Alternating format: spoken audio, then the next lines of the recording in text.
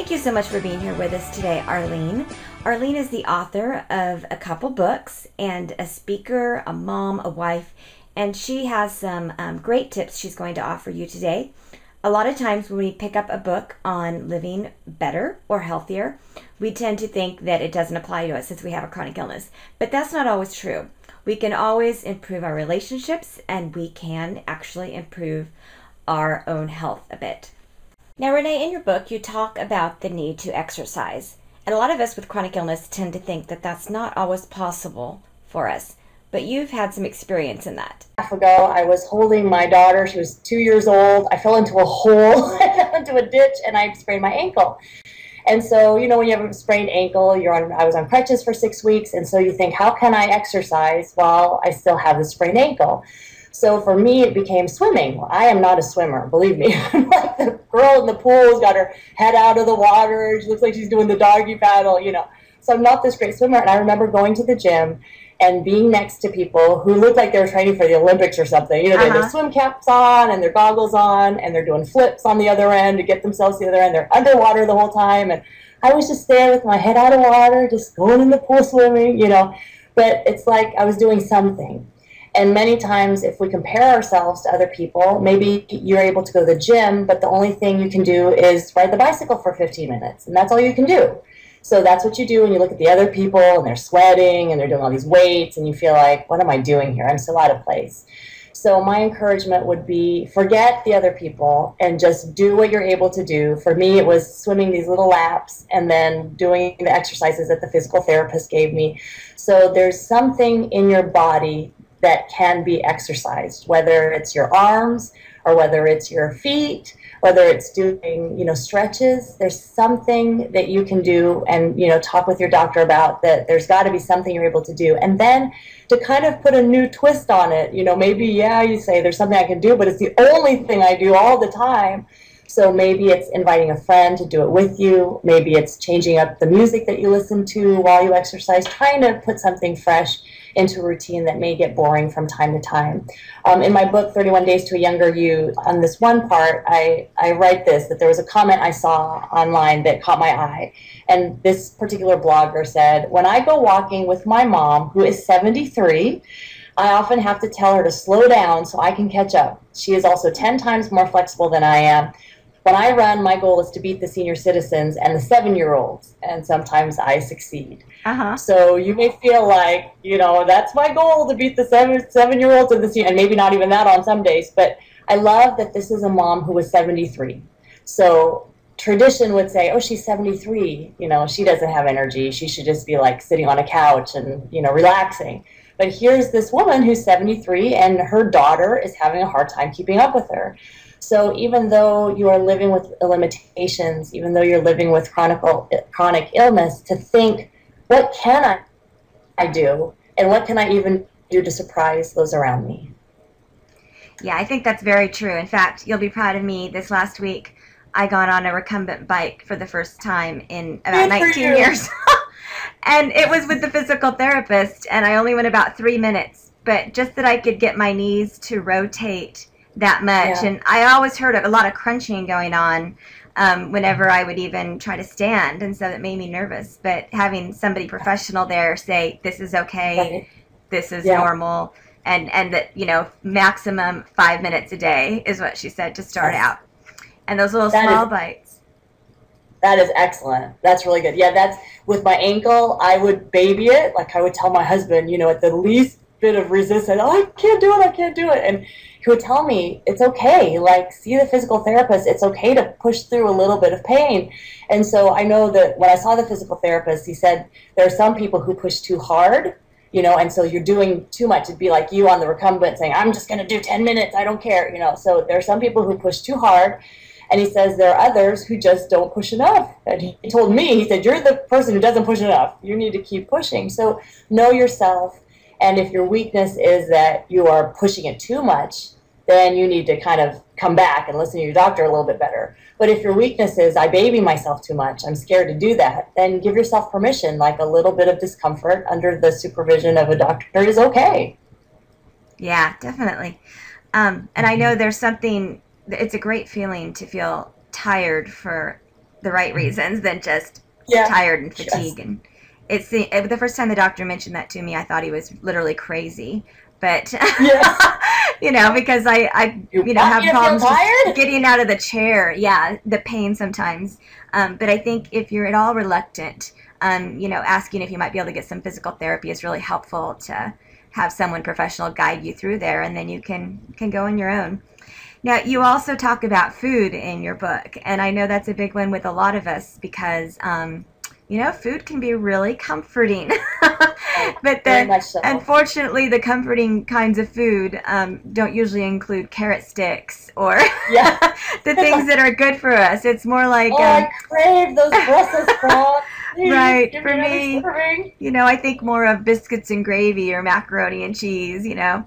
Um, but of course, all of us can eat less junk food. And for those of us with any kind of chronic illness, we may even have risks of diabetes or high cholesterol, you know, heart disease, high blood pressure, all of those. So food really can play a huge part in just being the healthiest chronically ill person you can be. So what tips Right. do you have for us that that crave that comfort, you know, less healthy food, to kind of get over that hump and be able to set, you know, just some small daily goals to improve?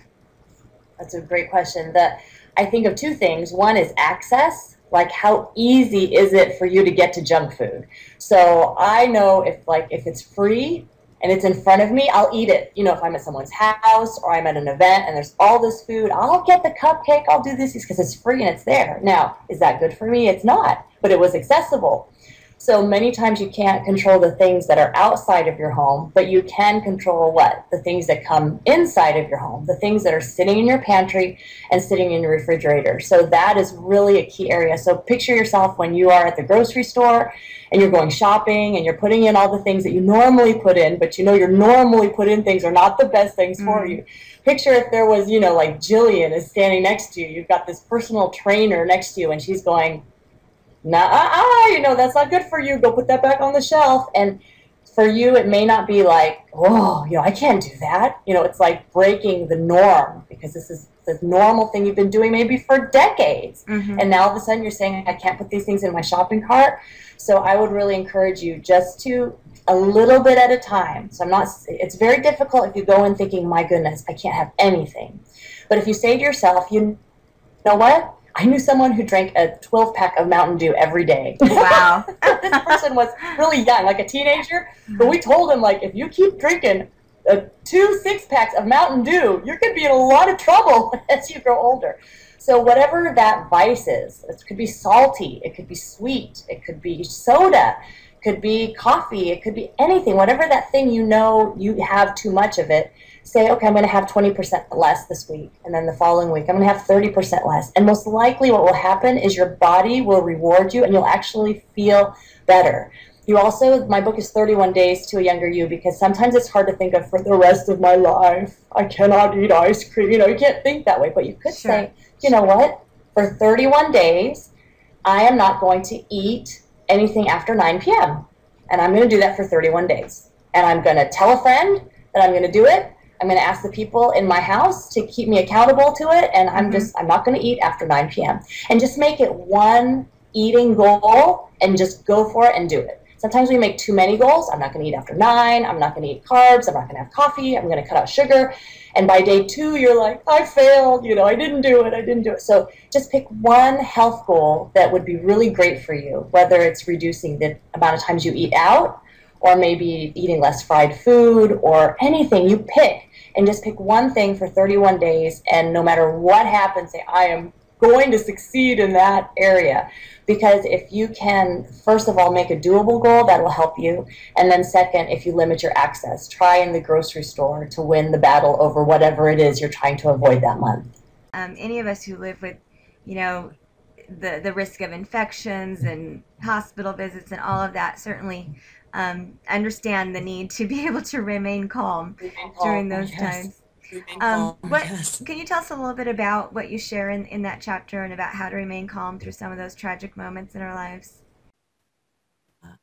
So many times life hands you something that you don't expect. whether it's chronic illness. For me, it was a sick baby, and I didn't have any history of illness. I had a pregnancy and a healthy baby boy, and then I was pregnant again with a second. And at 26 weeks, actually, let me go back a little further. At 20 weeks, I went in for the ultrasound, and it was the day before Thanksgiving. And as they were doing the ultrasound, they didn't say anything during that appointment, but she was very quiet and kind of, aloof. And a few hours later, my gynecologist called me and she said, Arlene, I'm so sorry. There's a lot that's wrong with the baby. And I don't want you to go into Thanksgiving weekend not knowing. So why don't you go in and see the specialist and we'll get a better handle on this. So we went to see the specialist, and I will tell you that morning I had read in the Bible, it said in Proverbs 3, 5, and 6, and it was trust in the Lord with all your heart, lean not on your own understanding. In everything acknowledge him, God, and he'll direct your path. So as I was going to that doctor's appointment, very worried and concerned, I just kept thinking, don't trust in what you see. Don't trust in what they tell you, like trust in God and his love for you. So just keep that focus. So when they told me, oh, your daughter has a lot of genetic defects, there's a lot of swelling in her body, and most likely what will happen is her heart will stop beating because she's not going to be able to continue beating all that blood through her body because she's so severely swollen, and that you'll probably lose your daughter within a few days. So we were so sad because we thought, like any any pregnant family, like, wow, you're the anticipation of welcoming a child into your home. And so we prayed and just said, God, like, heal this baby, take this baby home to heaven, or if this baby is born with special needs, give us the wisdom and grace to raise this baby. Well, she was supposed to die within a few days, but I'd go back for 1 week appointment and her heartbeat was still going, 2 weeks appointment, heartbeat was still going, 3 weeks appointment. So I started wondering, like, what is going on with this little girl? And Christmas came around and I was so like, oh God, please don't let her die like on Christmas Day. I was like, please. So that was, we made it through Christmas, and I have a wonderful picture of myself and my husband and our baby, and I was still pregnant on Christmas Day. And then a few days after Christmas, I kind of felt like, I bet she's gone. And we went to the doctor, and indeed they confirmed that her heart had stopped beating. So that was a very hard time in my family's life because it was the time to deal with loss and with disappointment and deal with things that you cannot, no matter what you do, you don't have control over that the same way you don't have control over a chronic illness. And so I remember sitting at home one day, and typically I go to church on Sundays, but I was not able to go to church on this day, and I was watching Turning Point, it's a television program with David Jeremiah, and they were singing this song, and my heart was so lifted up because I thought, you know what, my daughter is not here. She's in heaven and she's okay. And we had a service for her where I wrote her a letter to say what I wish I would experience with her.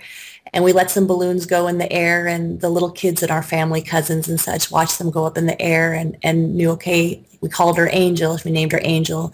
And she was like a messenger to us from the Lord, from God. And so we said, she's not here anymore. She's in heaven.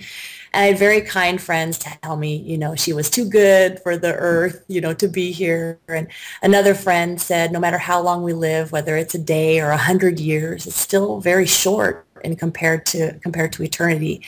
So I found comfort in my faith. I found comfort in knowing God was with us.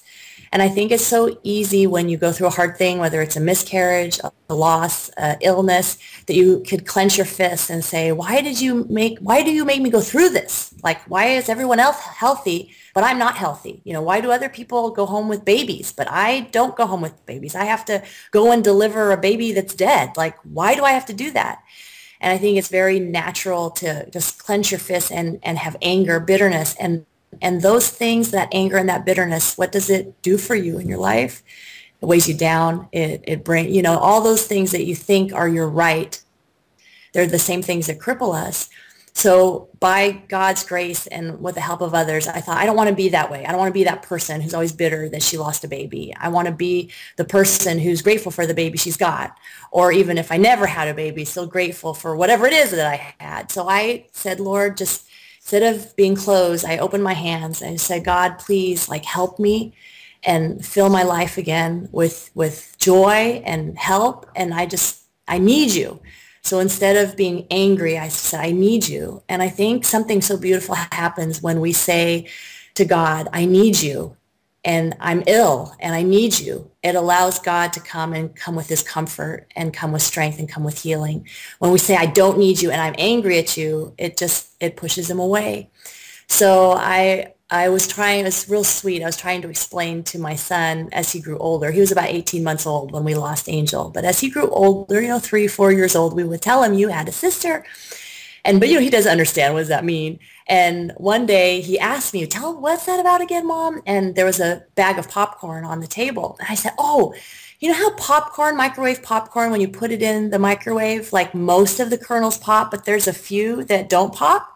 I said, Angel was like a baby that didn't pop. She was like a little kernel, but she just never popped. And we don't really understand why she just didn't pop. And it's like the light went on this 3-year-old's head. And she went, oh, she didn't pop. And it's still the story that he says to his now younger sisters that, oh, we have another sister and she didn't pop. And there are many things in our life that don't pop, the things that don't go right, and we don't quite understand, why didn't this pop? Whether it's a job opportunity or getting better or a medicine working, why did this pop? And we just have to come to the place where we say, whatever happens, remain calm, because you can shake a bag of popcorn as much as you can, but if that kernel doesn't want to pop, it's not going to do anything.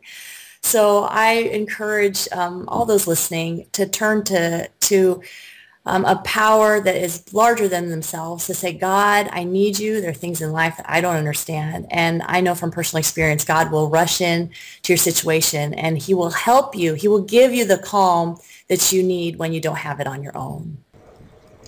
Arlene, I know in writing your book about how to be a younger you and even a healthier you, you definitely came across some stuff about how important a community is around you. And we're not talking about community as in living in a nice little town, but the people that you surround yourselves with. Yeah. It's so important to be connected to others, and I can imagine when you're chronically ill that you may feel like, I'm not like the others, so how am I going to find community? Which is one reason why you're here, which is so great, because there's a whole community around Invisible Illness Week. I want to show you a picture of my daughter. This is Lucy. Ooh, there she is. There she is with her crazy hair. So you would think like how, as she was growing up, she'd attract a lot of attention. She went into a Target or a store. But I'd have some moms tell me, oh, don't worry. When she grows up, her hair will fall down. Don't worry about it. And I was like, oh, I don't want it to fall down. I really like it. So sometimes you may think that your chronic illness is a weakness, just like some people say this crazy hair is a weakness. But it really turned out to be Lucy's strength. And it's something that drew people to Lucy, because wherever she went, that little baby made people laugh. Whether we're at church or at Target or anywhere, they made her laugh. And so, obviously she wasn't old enough to be conscious about her hair, but many of us are conscious about different things, and we may feel self-conscious about being chronically ill and not feel like we can reach out to others. But the surprising thing is, if you reach out to someone else, I think you'll be surprised to see them respond so well to you. My mom would always teach me. I'm an only child, and I remember when I was in elementary school, I was very shy, and I didn't want to go to new places. And my mom would tell me, whenever we go to a new place, you go to the new place and you look for the one person who's standing there by themselves, and you go talk to them and ask them questions and make them feel welcome. And she really modeled and showed me, like, if you always throughout your life go around looking for that one person that's standing there by themselves, like, you'll never be alone, ever. Like, there's always going to be someone standing by themselves, and you can always be the person to perfect them. So I just encourage you in community, take the first step. Don't wait for someone to come up to you. They don't know to come up to you. They may be standing there with the same problems as you, and they don't know, like, oh, I should be friendly. So you take the first step to be friendly. I know that's hard. I know that's not natural sometimes. I have a friend named Tammy who went to a women's retreat for the first time, and she sat in the car for the first 2 hours, just tears streaming down her face, calling her husband, why am I here? I don't want to be here with all these women that I don't know. And by the end of a weekend period, she was like, these are my best friends. The women that she stayed with in her room, her roommates became very good friends. She became very involved in the group, and she loved it. So a lot of times community takes risk, but if you take the risk, there will come a time where it will become very worthwhile to you. So very true. Okay, Arlene, you have two books out. One is called 31 Days to a Younger You, and the other one is called 31 Days to a Happy Husband. Now, we've been talking... Nice. We've been talking about how to get a younger you, and for some of us with chronic illness, that seems like a challenge. But to be honest, I think it's probably more of a challenge for us to be able to have a happy husband, especially in 31 days. So, is it possible to actually do that? And where would you suggest that we start? Well, it actually is, because you have to think it's got to start somewhere. So say for 31 days, I'm going to focus on my husband. And, this is going to take different forms for different people. Some people might be able to say, I'm going to go and fix a special meal for him once a week. And I'm going to do that for a month. And at every time that we have this special meal, I'm going to slip over a note to him.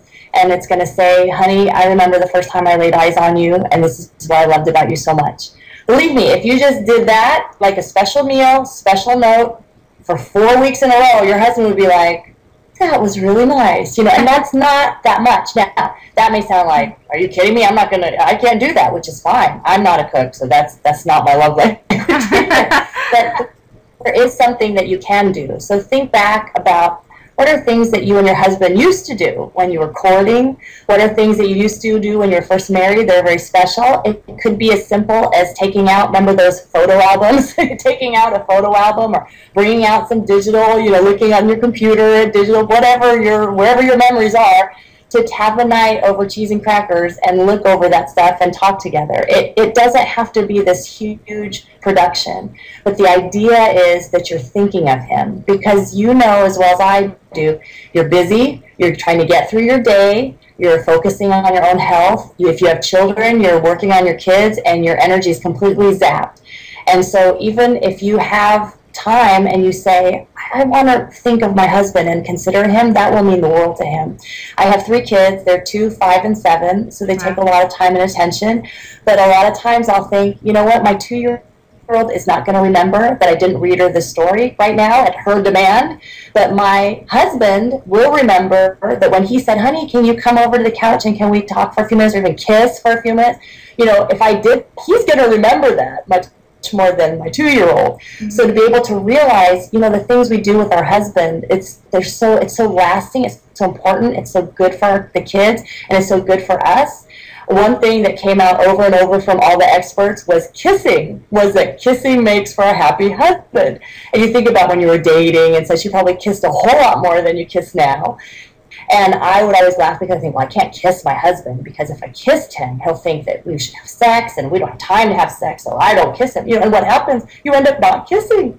So what these different psychologists, counselors, everyone recommended was say, have a conversation with your husband, saying, I realize that we're not as affectionate as we used to be, and I would like to work on being more affectionate with you.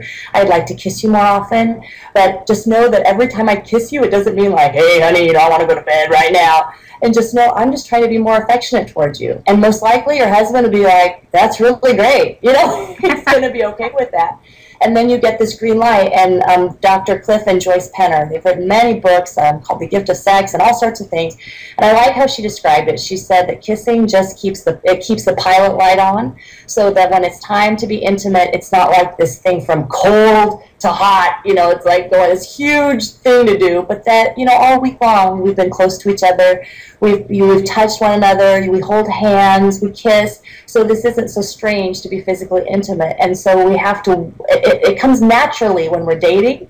But when we've been married for many years, then it's not natural anymore. I was laughing. I would be sitting next to James in a group, and there'd be 3 feet of space in between us, my husband and I. And I'd look at these newlyweds, and there's like a smidgen of, there's like no oxygen between their faces, So as we get married, and we've been married long, we've got to work on this more. But it's totally doable, and our husbands will really love it and appreciate it. I think that's good advice, and I can relate. But okay, here's a big question that I deal with as well as everybody else, and this applies. We do have men out there who live with chronic illness, and they email us and say, we need more stuff for the men with illness, and I say, would you like to volunteer to peanut butter, right? And then they kind of back off.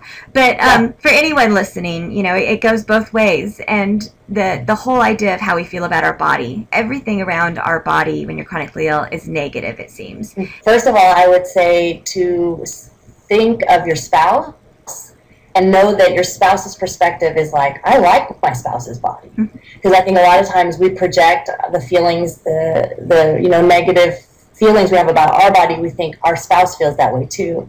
And I remember reading something that John Gray, the author, said about how a man, and I think this is the same for a man listening, thinking about his wife, a man thinks of his wife's body and he just adores it. He doesn't compare her body to the supermodel or to this certain image. Like, he married this person and he loves this body and he loves you, and you come in this body and he loves it.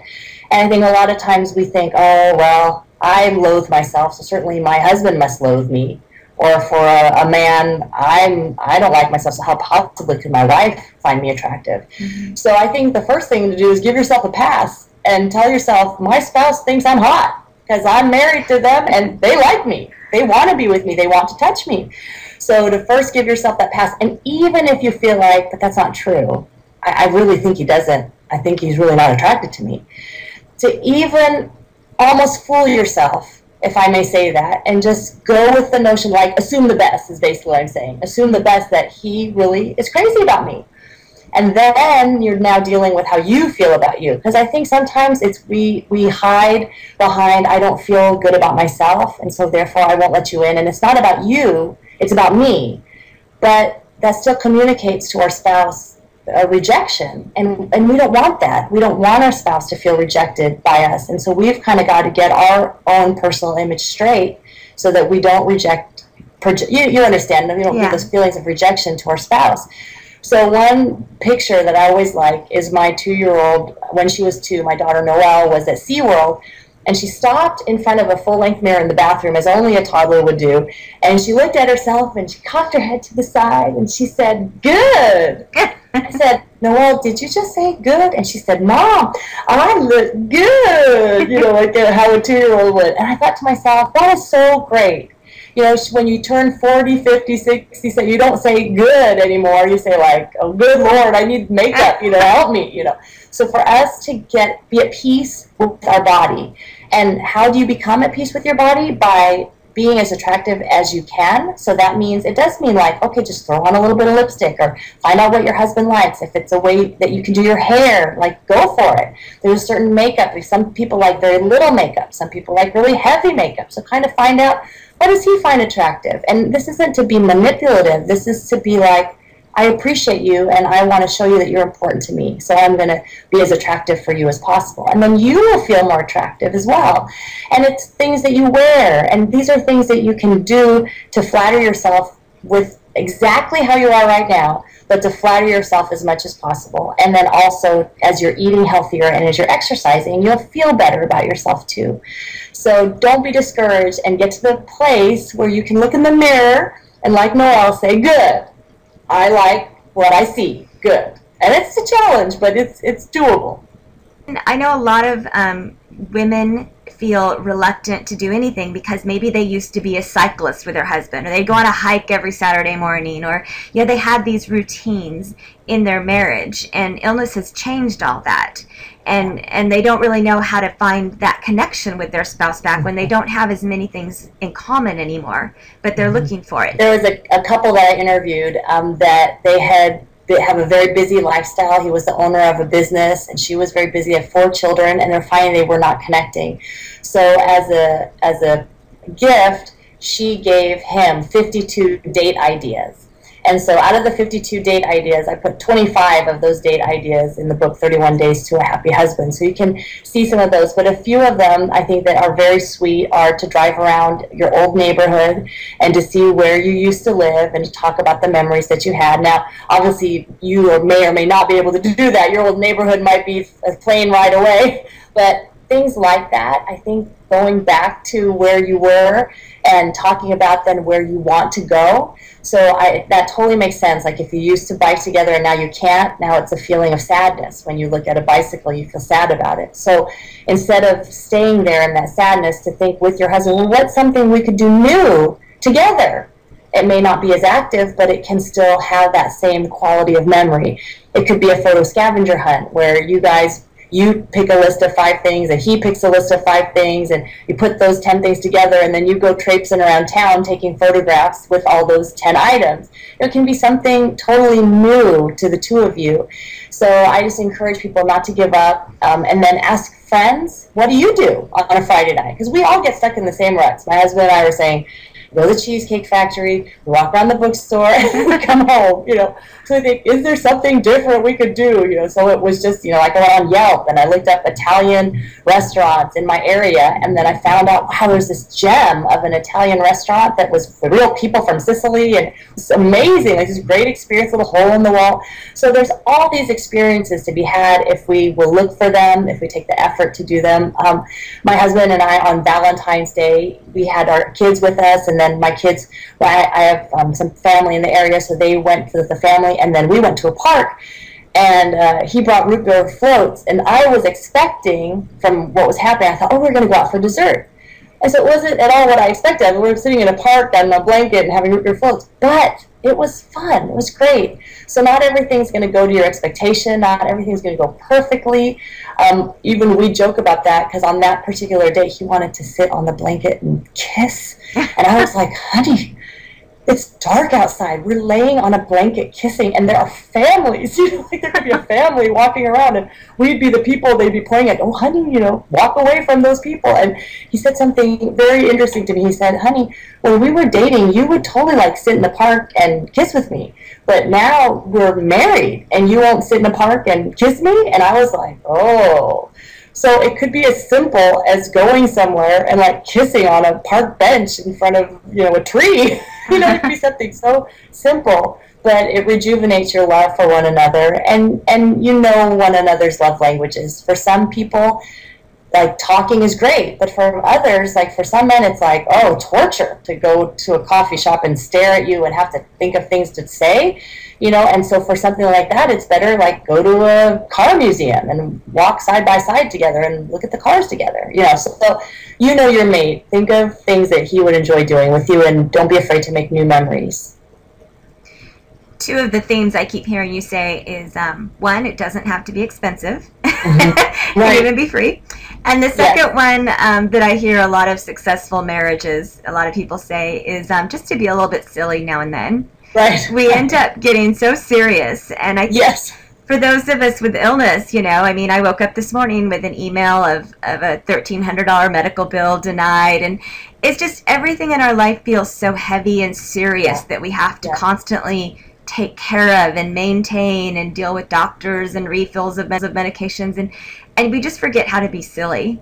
Mm-hmm. I have a suggestion on that one. One of the people I interviewed for 31 Days to a Happy Husband was comedian Tim Hawkins. So just look for him on YouTube, Tim Hawkins, Hawkins, and that man is so funny. So you can sit and just watch 10 minutes of stand-up comedy, and you will feel like after you get that $1,300 bill, right? And then at least you had 5 minutes, at least you had relief for 5 minutes. So find things like that you and your husband think are funny, and that does help a lot. It does. You mentioned earlier some things that a woman can do to bless her husband just in little ways, like leaving a note by his dinner or something.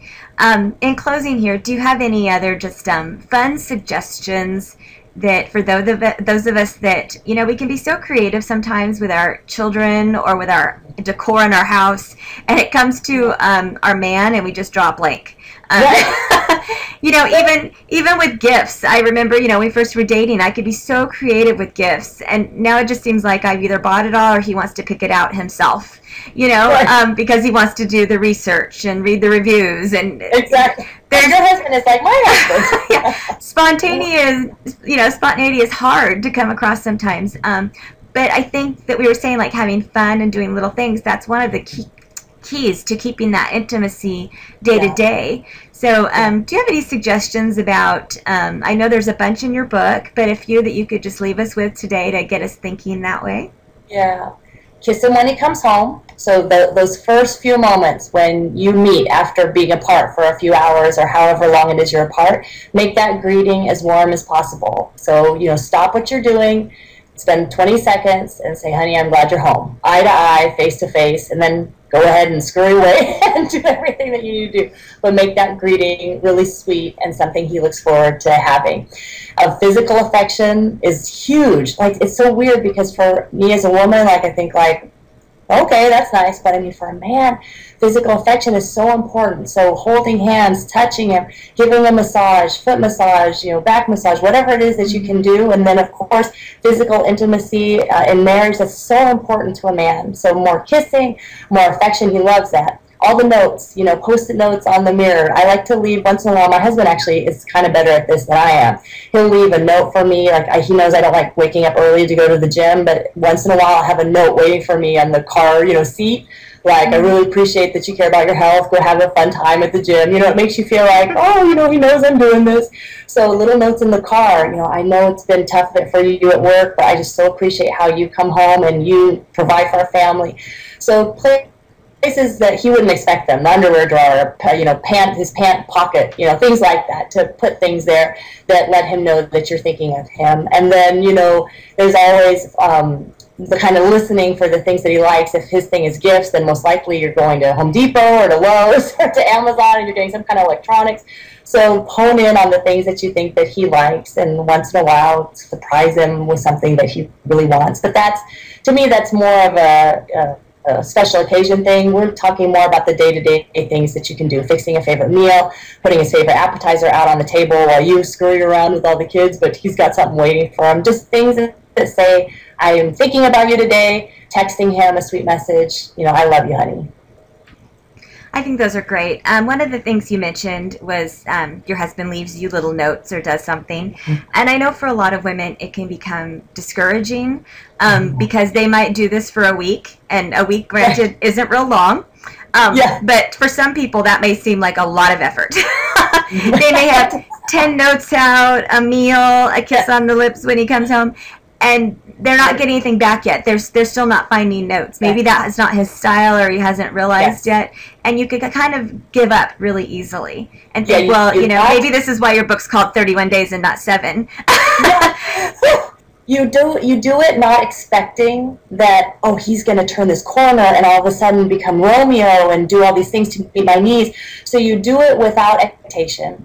And it's really an act of saying, I'm married, I signed up for this, and I know that marriage is serving my spouse, and that's what I want to do. So you just do it to serve your spouse, and you just go for it.